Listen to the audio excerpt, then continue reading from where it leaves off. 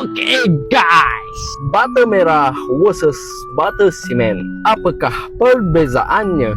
Mungkin anda sudah tahu, bata simen lebih murah dari bata merah. Apa itu bata merah?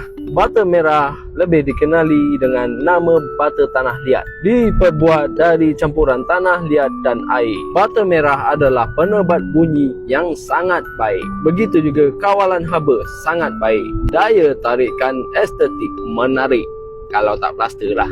Tetapi untuk kekuatan mampatan, ianya dikategorikan hanyalah kuat. Ini kalau kau nak plaster ni, kau kena sembah air dulu, barulah boleh lepa simen. Kalau tak, pisang mat. Lepa je kering. Macam poket kau. Oh lupa, poket aku sama.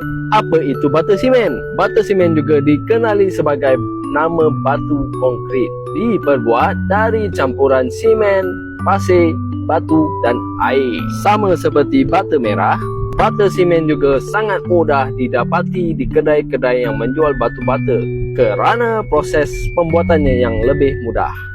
Dari segi penebat bunyi, bata simen dikategorikan kurang baik. Untuk kekuatan mampatan, sangat kuat. Kawalan haba dalam rumah, kurang baik. Untuk daya tarikan estetik, tidak menarik sama sekali kalau tak plaster. Melainkan kalau kau sumbat elok-elok lubang tu, lepas tu cat putih, adalah sedikit nilai estetik. Dinding yang ini kalau nak melepa memang senang, tapi kalau basah polak jugalah.